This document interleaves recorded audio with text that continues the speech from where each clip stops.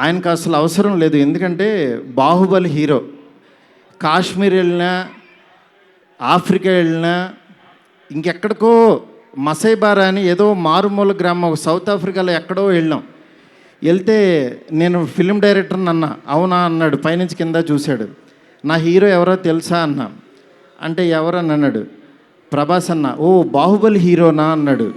అంటే మసైబారాలో ఒక వేరే జాతి వాళ్ళకు కూడా తెలిసిపోయారు ఆయన. నిజంగా రాజమౌళి గారికి ప్రతి డైరెక్టరు చాలా చాలా చాలా రుణపడి ఉన్నాం. ఎందుకనంటే ఇవాళ ప్యాన్ ఇండియా అని అందరూ కాల్ రేస్కి తిరుగుతున్నాం. కానీ ఒక వ్యక్తి లైఫ్ పెట్టేసి ఒక మీడియం రేంజ్ హీరోని ఒక ప్యాన్ ఇండియాకి పరిచయం చేసి ప్రపంచానికి ఈరోజు ఒక పెద్ద కటౌట్ని నిలబెట్టారు ఆయన.